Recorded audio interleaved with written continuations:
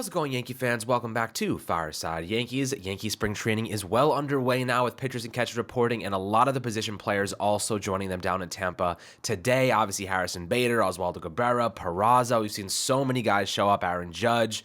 And we're really excited to kind of see what they can offer us this spring in the position battles that are ready to unfold. But some really good quotes for today and some good injury updates regarding DJ LeMahieu, how he's progressing, how he's feeling ahead of the regular season. And of course, there's some other stuff going on regarding Oswaldo Cabrera. They asked him what his position is going to be this upcoming year, and he had a perfect response to that and really just kind of indicates how committed he is to the team and doing whatever he needs to do to help them win games. He doesn't care where he's playing. He doesn't care the role. He said he'll carry the bags off the plane if he has to. Whatever helps this team win, he's going to do what needs to be done, and that's what you want to hear. So we had a really nice quote there, some good stuff on DJ LeMahieu we want to discuss in the role that he anticipates having in 2023. But before we dive into it, Ryan, how you do today, my friend?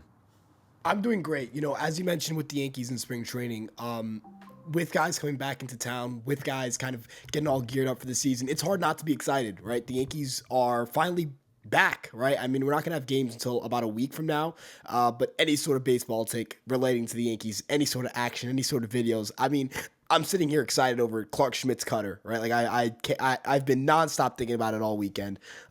Baseball's back, guys, and that's beyond exciting. But looking at LeMahieu and Cabrera, they seem to both be playing more utility. The way Boone called it for LeMahieu is more of a rover role, which is kind of a unique way to put it, but I think it's a very accurate description. He's going to be just moving around the infield. I think that both players reacting positively to those comments. The fact that Boone was able to make such comments regarding the roles of DJ LeMahieu very early on tells you that they have talked about this before. The Yankees have kept in communication with LeMahieu. He's aware of the plan. I believe that DJ LeMahieu should be a starter at third base, but I imagine that if it's May, Donaldson is struggling, LeMahieu's playing well, the Yankees are just going to make the switch and start playing LeMahieu more than Donaldson. I think this is going to look, again, very much like how last year did with Torres, LeMahieu, and Donaldson. Remember, guys, Torres did not start on opening day. He played his way back into the starting lineup. He was not on the opening day lineup, but he found himself a regular in the postseason lineup. And you can say, well, DJ LeMahieu was out. If LeMahieu wasn't out, Donaldson was going to see the bench. We didn't get to see that because LeMahieu was hurt, but I think it's fair to say the Yankees were not benching Torres at that point in time. It's going to come down to performs the best. The Yankees are keeping it kind of open in the sense of they're going to let the best player win the job. And I think that's the right way to do it. Again, personally, I would just start LeMahieu from game one, but the Yankees seem to feel differently. If Donaldson goes out there and starts hitting rockets, I'll have egg on my face, but I'll gladly take it. But I think you can agree with me here. The biggest thing that you can take away from any comments about this is a player's willingness to play the role they're given, right? And the fact that, again, it's so early in spring training and he already knows his role, it tells you the Yankees have been in communication with LeMahieu. Everyone's on the same page, and that's something that I think is a little bit different from the disorganization we had towards the end of the year last year. Bader not really knowing that he was the leadoff hitter going into a playoff game, right? It felt like the Yankees just kind of got a little bit disorganized in the chain of command in terms of communication. I think, having a captain in Aaron Judge, I think that's going to step things up a little bit. I think the Yankees just needed to be a little crisper. I think they kind of fell apart a little bit towards the end, not just in terms of injuries and quality of play, but just as a team as a whole. Maybe the chemistry, maybe the lines of communication weren't great. So it's good to see that, the communication between Boone and his players is strong, at least to start the year. Look, when you're replacing your shortstop in the middle of a ALDS game, you probably aren't sure exactly what's going on. There were issues that were not addressed, communication issues, as you mentioned. Chain of command was a little bit spotty down the stretch there, but ultimately we can only hope for a better kind of process this upcoming season. Hopefully Aaron Boone learned a couple of valuable lessons in terms of how to communicate and, deciding on things prior to a game. It seemed like Bader not knowing that he was leading off in a game, that seems like a pretty big decision. I feel like that changes the entire way you approach an at-bat, and maybe, getting used to things you should be doing or, practicing things the week leading up. These are all variables that, give you a competitive advantage at the end of the day. So yes, communication is super important, but it seems to me like DJ LeMahieu is going to be playing this rover role. That's kind of what he indicated, saying that he is essentially going to be capable of playing third base, second base, first base, whatever they need him to do. Obviously, we prefer for him to play third base over Josh Donaldson, but it seems like he's cemented. Look, things can change over spring training. Injuries happen, inconsistencies happen. If Donaldson looks awful, has a couple of errors, doesn't look really altogether that great, but DJ has a great spring training, who's to say they don't give him the third base job despite what Boone has already said? And the fact of the matter is, DJ is such an essential piece, and this is what I love to kind of hear about his, developing health situation. Essentially, he said, "I'm so excited where I'm at right now. He feels like he's in a really good place, no restrictions physically, and he made the right decision to choose rehab over surgery. The team kind of wanted him to go in the surgery direction. He decided against that. The fact that he actually put up 116 WRC plus in 3 WAR last year, despite kind of fending off that toe injury for the last 2 months of the regular season and putting up really bad numbers. I know Ryan, you posted a really interesting." Kind of statistical line there earlier this morning on Twitter, kind of breaking down how DJ LeMahieu's numbers dropped off. Like, he was crushing. He was looking phenomenal. The injury killed his numbers. And the fact of the matter that he still hit 261 with a 357 OBP is tremendous. Like, his numbers were dragged down. He was almost at, I think, 38% OBP. He was sitting close to 300. And then, just kind of things deteriorated from there after the injury. But the fact that he's 100%, I'm curious to see how they manage his workload. But there was always going to be a platoon situation, with him, because they were going to mitigate fatigue. But I'll ask you this, Ryan: do you think that they kind of like utilize him and Donaldson interchangeably at third base and just roll with a hot hand? Do you think they're just giving the starting job to Donaldson and just using DJ to supplement positions? Because they already kind of said Gleyber Torres is going to be playing every day ish. We don't know what that means. Kind of vague. DJ definitely has a kind of position there that he'll be able to supplement and help kind of smooth things over. But I don't know why they would even say that. I feel like Gleyber should be the starter immediately. That should be cemented at this point. Yeah, so it looks like at least for April, it'll be Josh Donaldson is the starting third baseman, which again, I've openly said DJ LeMahieu should be a third baseman of this team. The Yankees need leadoff hitter, they need OBP more than they could ever need. A guy who doesn't have. I mean, it's not even just a matter of like slugging, because end of the day, LeMahieu and Donaldson, like, it's LeMahieu's just a better hitter at this point. You mentioned the numbers LeMahieu had before injury. LeMahieu was the team's second best position player prior to injury, right? And I'm not someone who's like always been like a big like, oh, DJ's like the best player on this team. I've never pushed that narrative. I've always kind of been very in the camp of Aaron Judge is this team's best player. I don't care what any other guy on the team does, because Aaron Judge is clearly the most talented player on the team. How can anyone look at DJ LeMahieu and not think he's the best third baseman on the roster, right? The way I look at it, though, is the Yankees, I think, based on how they treated Torres last year, which is he wasn't the starter on opening day, and he became the starter as the season went on, and he found more playing time as the season went on. When guys slump, when guys underperform, which is inevitable, some guys in this team that we expect to perform very well are not going to, right? That's baseball. Right, and some guys who we expect to not play very well are going to play above the back of their baseball card. But I think in a world, we're looking at LeMahieu, we're looking at Donaldson. If Donaldson is to slump and LeMahieu's playing well, LeMahieu's going to take over for him. And if Donaldson's playing so poorly, the Yankees can't start him. They don't have another year of commitment to Josh Donaldson. They can just DFA him and use that roster spot to call up someone like a Volpe, right? I know Aaron Boone also mentioned that Volpe is not going to just be playing shortstop in spring training, play a little bit around the infield. Maybe that means some third base. Maybe that means some second base. End of the day, right? I think you can agree with me here. The Yankees no longer, it's not like last year where DFAing Donaldson meant you paid another year of his contract this year, right? You can DFA Donaldson if he does the same thing as he did last year, right? If Volpe's killing it, Donaldson's not playing better than LeMahieu, which is just how last year went, the Yankees can DFA him, right? Gleyber could slump. If Gleyber is to slump, that's kind of an easy way out. The only one of the three that you really can't get rid of feels like it's LeMahieu if he were to struggle, just because of the fact that LeMahieu has more years in a committed contract than Gleyber or Donaldson do.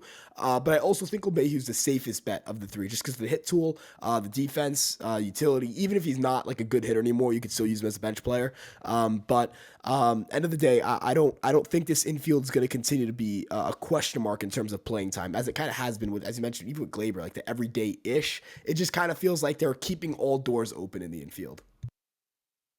That's exactly what they're doing, and especially because some of these guys could end up being traded within the next couple of weeks, if not months, and leaving it kind of open. Gleyber Torres he already said publicly, and this is sometimes the only way that players can get leverage in these scenarios, because the teams aren't going to go out on their behalf and obviously say certain things about their financial situation. And Gleyber Torres already said that they have not approached him about an extension at all. It's not even in the cards.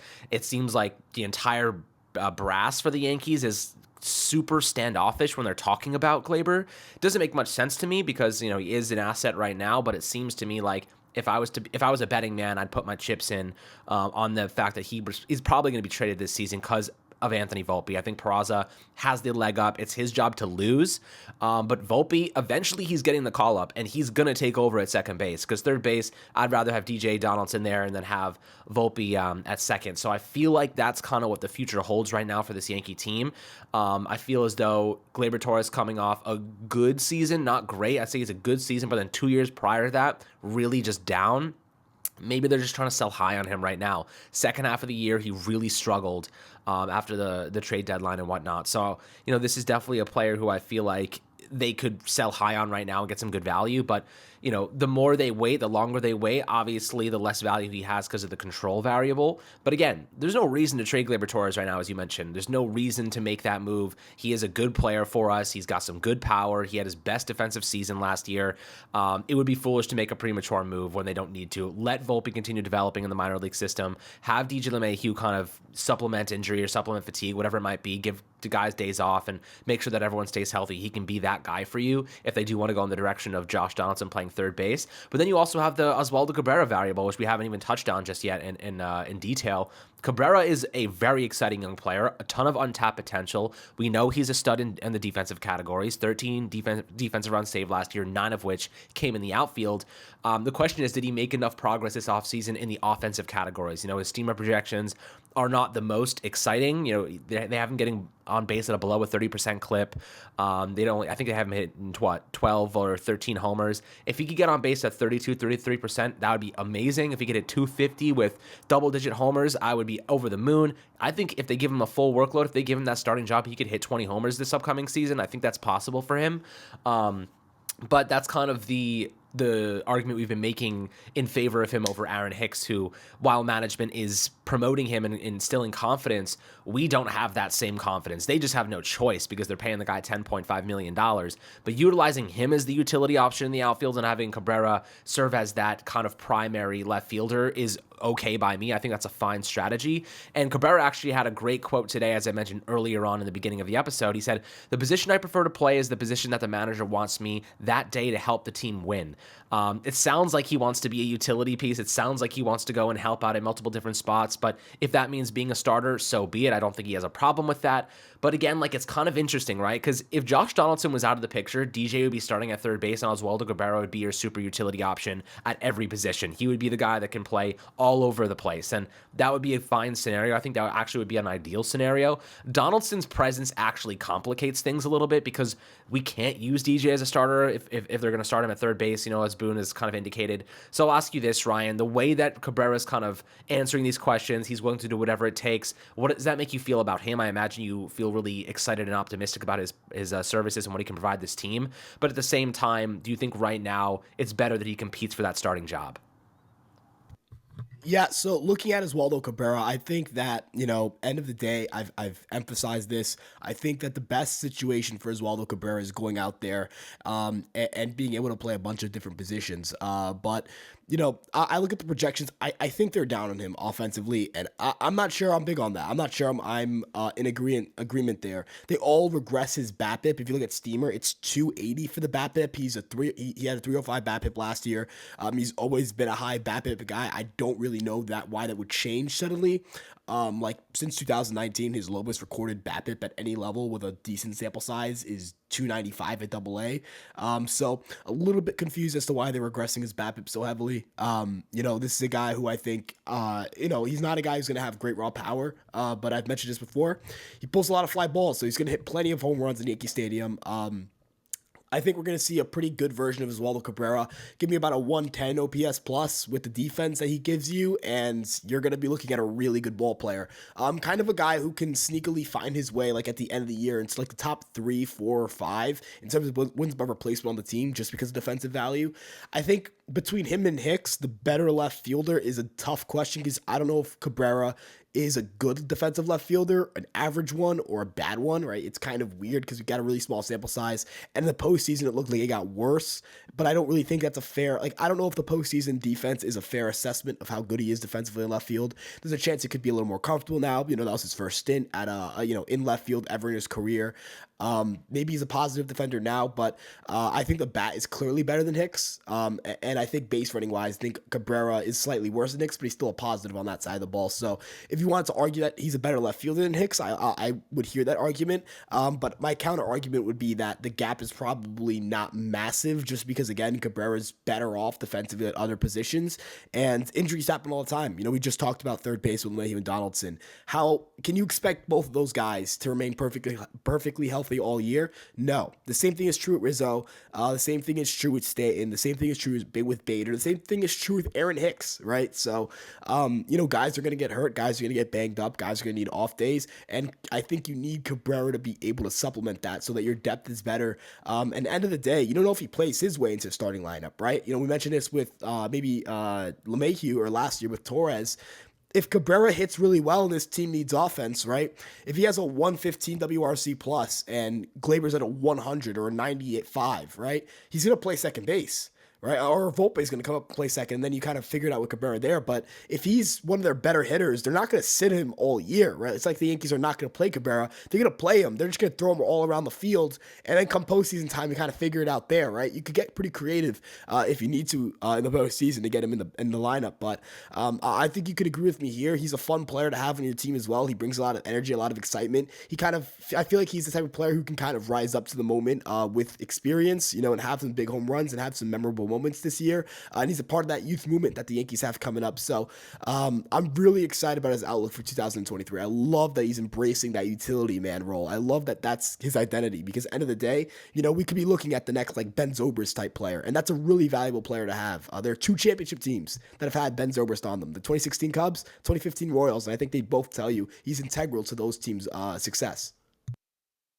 Yeah, having a great utility piece, you sometimes can't even put a number on that. You can't put a value on that. So Cabrera kind of developing into that role. And long term, I don't see him as the starting left fielder for what it's worth. You have Jason Dominguez climbing the ranks. You have Elijah Dunham.